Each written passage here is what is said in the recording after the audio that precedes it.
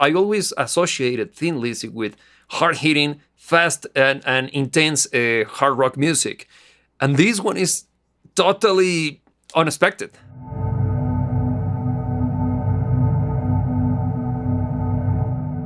Hello there, girls and boys! Today we're gonna be reacting to Thin Lizzy, one of my favorite bands ever, and we're gonna be reacting to a song that when I listened to it for the first time, I couldn't believe that it was Thin Lizzy, and I'm being quite serious with you.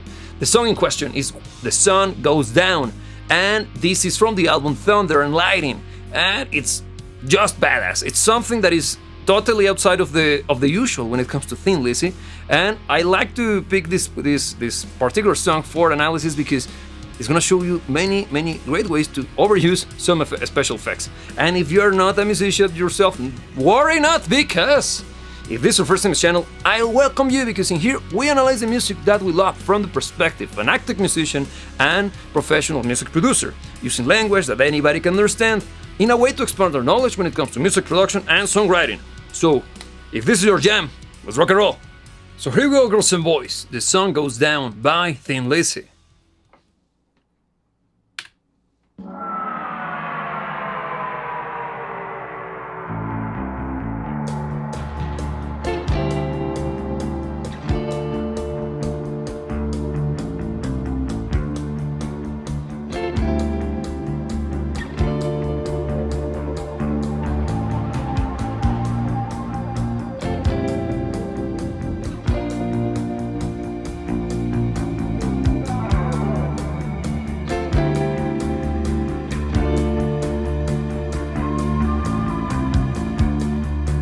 There's a demon among us whose soul belongs in hell, sent here to redeem us. She knows it all too well. He comes and goes, he comes and goes.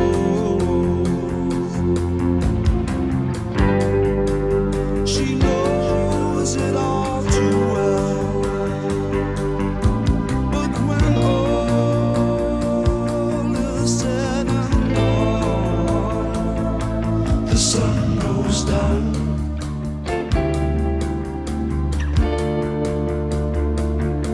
The sun goes down.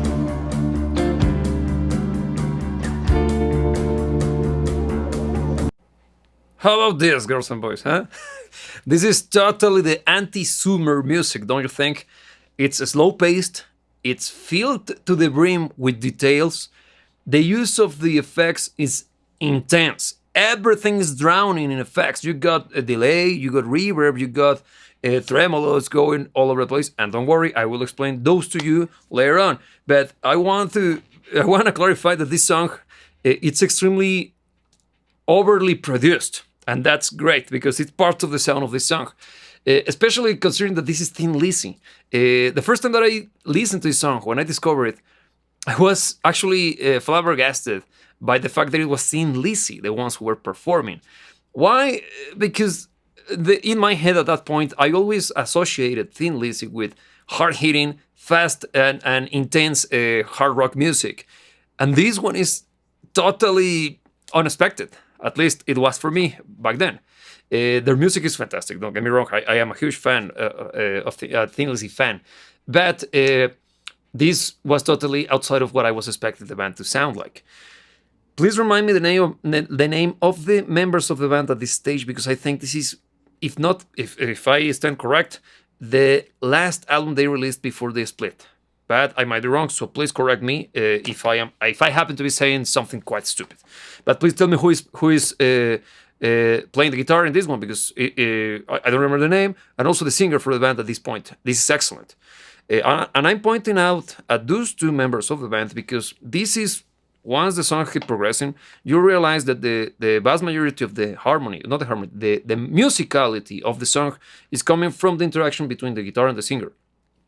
Up until this point, you saw that most of it's basically a singer doing his thing, and also a great use of effects. Now, speaking of which, the effects that I mentioned were the following. First one is delay. It sounds like this. Delay. And you are going to be able to hear it on the vocals. And what it's doing, it's basically speaking, recreating or making replicas of the sound fed to the delay effect based on time. And also we got another effect applied, and that's actually affecting most of the mix, which is known as reverb. Reverb sounds like this. And as you can hear, it's adding the illusion or creating the illusion of the effect of the sound, being affected by a particular sound. Basically speaking, we use those effects to recreate the surroundings of an area through artificial methods. And it could be used for such a thing, or in this case, in a much more larger than life approach, creating a very interesting texture and adding this kind of depth to the sound. Pay attention to the song once again, and whenever we hit play, try to look for the use of those effects. As a hint, you're gonna find the delay most of the time on the vocals, and reverb on basically every single one of the effects. There is also a third effect that you're gonna find, particularly speaking on the guitar. This is known as tremolo or rotatory, depending on which kind of circuit you're using, and it sounds like this. You could hear that we were getting like this kind of choppy sound. You're gonna find it on the guitar, particularly from this point onwards, and you're gonna hear it on the sides because it has this stereo thing that is quite cool. And that thing is basically speaking, you play a chord, you sing through it, or you press a synthesizer note, and the sound that you're feeding the effect with is gonna be chopped based on a tempo or an oscillation cycle, giving you this kind of rhythmical back and forth. Very cool effect, and it's something that is sorely missed nowadays. It's one of the first effects actually for guitar. Now, enough of nerdy talking. Let's listen to this once again, but please now look at it from the perspective of trying to find the use of the effects, and also pay attention to how well spread out the entirety of the sounds are, and also try to find. There is an extra instrument that I haven't mentioned yet that is extremely important for the sound of the song. So please pay attention to that one and tell me what it is. Here we go. The sun goes down.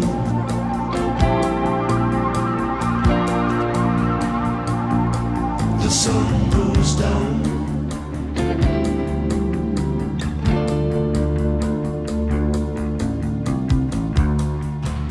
She tries her best to leave him,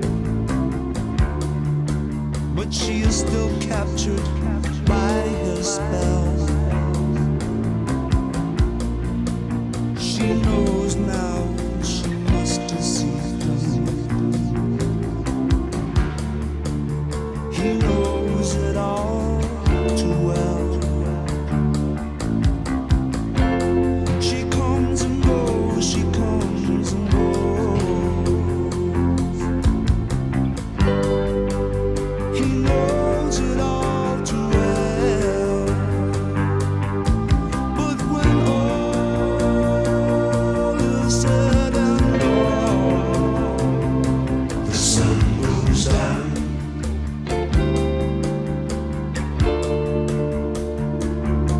The sun goes down.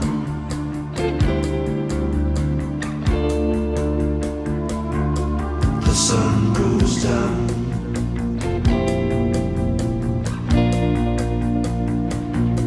The sun goes down.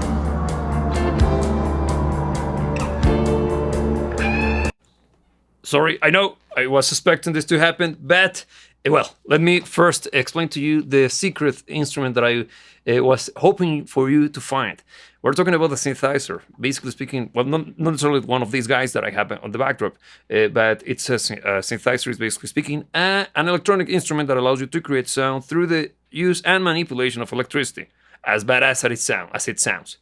And you're going to be able to hear it very back in the very further back in the backdrop of the song, playing a little bit of some chords, like adding a little bit of string sound, like if we were dealing with some form of quartet.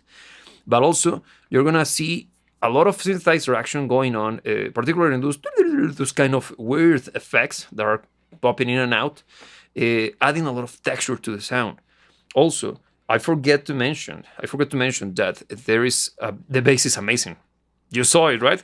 The pacing of the bass is so steady, playing quite nicely with the instrumentation. Well, the rhythmical aspect of the instrumentation. We're talking about the drums, which are quite minimalistic on its approach. Don't you think? We got some the stick hitting just the rim of the snare, adding this kind of a vibey, almost like a watch, right? Like a clock, keeping the pace and keeping the rhythm of the track steady. But also we got those thunderous drums popping in and out every so often on the background of the song, creating this tension. Now, let me take you to the screen now because, well, if you're familiar with this concept, you know what it is. But for those of you who are new to this, what you got in front of you is decibel. And decibel is the device that we use to analyze music through the use of a visual medium. Right now, we're going to be discussing this section over here, which is where we're going to be able to analyze the frequency range, or if I put it correctly, the volume of all of the different frequencies across time at their highest point. And we got here 20 and 20,000, the lowest and the highest we can hear as human beings. And you can see that this is clearly an old record. We are not dealing with a gigantic, stupid, loud signal to begin with, and also the whole frequency response is quite mild. It's clear that we are dealing with a very bass-driven track. Why? We don't have that much guitar. Even though the guitar is playing chords and having those kind of finger-style notes playing most of the time, it's not driven by it. You got a prominent low end, a prominent bass, and a prominent kind of, from time to time, hits coming from the percussions, and that's it. And also, even the register of the guitar, it's kind of closer to the lower end. That's why we don't see that much of the mid-range. Mid-range, don't be fooled by the shape of the analyzer. Mid-range begins here, okay? Because we're still dealing with some low mids, of course, but most of this area is the low end. Here is where we got the higher end of the spectrum, and it's as I expected to be. Why? The high end is what we would use to describe in more colloquial terms, like the brightness and the definition of a sound. And this song, being an older record, has this kind of, how can I put it, creamy, more silky sound to it, that it's quite prominent from records of that era. And it's something that is no longer a thing. You will usually find when analyzing a much more modern track, these are being a little bit more hyped up. Not that much, because if we go a little bit too bananas on it, it's gonna sound harsh, and that's not what we're looking for. So this is just a little bit of the nerdy aspect of it. This mix sounds great, but it's quite minimalistic on its approach. So there is very little I can say other than the extreme use of effects and great development of the track through the use of those effects. Now, let's hit the second section. And again, this is not going to be that much monumental because in here we analyze what is known as dynamic range. And dynamic range is the difference in sound, in volume throughout time of any given track. And this is the second verse. And you can see that we are getting some momentum, but the song itself is not that intense when it comes to its dynamism. Let me take you back to the beginning of the track. And you're going to see that this is just the introduction. And it's slow, but once it gets to its highest point, it preserves momentum.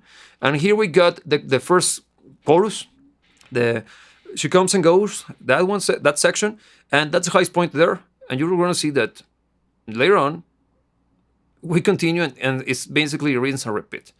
This is important, girls and boys, because as I always mention to you, having dynamic range on music is important because it's giving you emotion throughout time.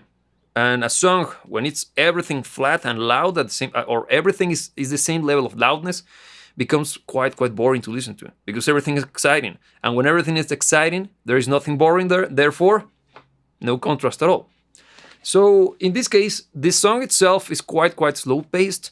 So you won't be getting those gigantic bumps or differences in volume. And still, we got some points. We can even tell just by looking at this blob that we got the chorus here, the ending of the rhythmical section before we hit the second verse. And you can see that the song, progressively speaking, becomes louder until it reaches the highest point, which is where we got the chorus, the second chorus. And it stops, or I stopped it right where the guitar solo begins. And it's gonna be badass, because that's actually my favorite part of the track. So here we go.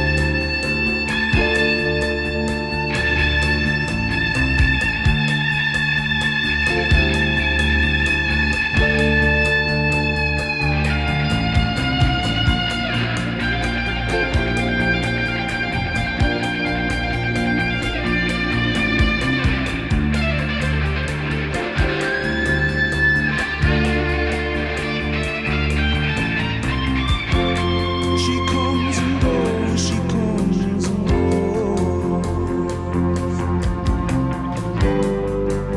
He knows it all too well.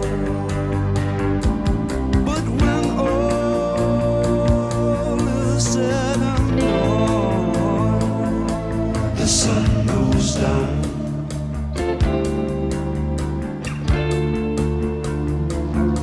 The sun goes down.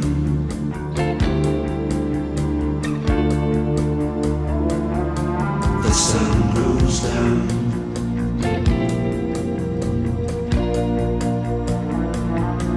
The sun goes down.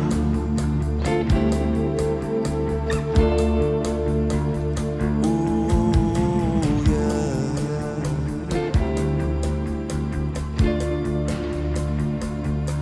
The sun goes down.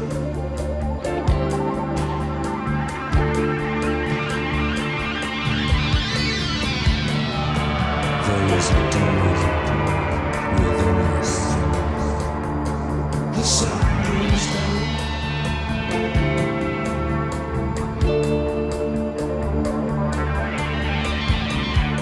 She tries her best to deceive you.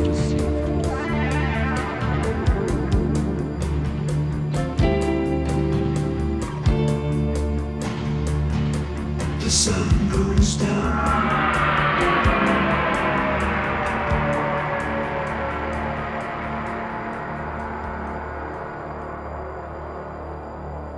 Saint.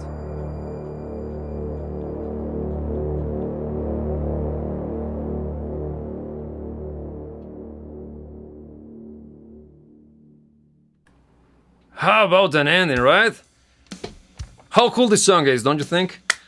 I love the great use of the vocals as well, because you could hear that at certain points you even got some whispers, repeating what the singer was singing at that very point, adding more layers and more texture to the sound. Also, I'm quite sure that you realize how critical and how important the use of the backing vocals were across the entirety of the song, because you got those the song goes down moments, and the whole thing felt bigger, meaner, and kind of menacing, don't you think?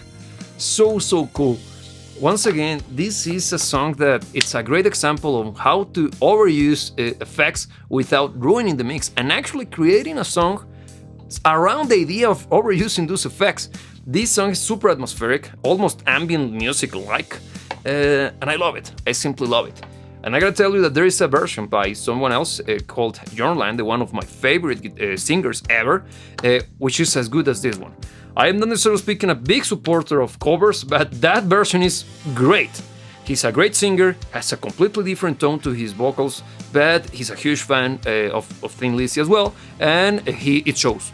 He just displays plenty of respect for the band and for the song. So I would totally recommend you to give a listen to that one as well. Now, girls and boys, what do you think about this? I think this is the first time that we react and analyze music by Thin Lizzy. So please tell me which song by Thin Lizzy should be the next one. But I know that they have plenty of great songs and plenty of hits, so we got a good catalog to choose from. So please let me know. So This is taking us to the ending of this analysis, girls and boys. So if you like to support this channel and this kind of content, the best way to do it is by listening to our music on Apple Music or Spotify, and also by following us on social media, such as Instagram, because that's the best way for you to get in touch with us in a much more personal basis. Now, girls and boys, with everything being said, the only thing left to be said is, as every single time that I meet you, I remind you that you should never let anybody tell you what to dream about. And remember that I will see you when I see you.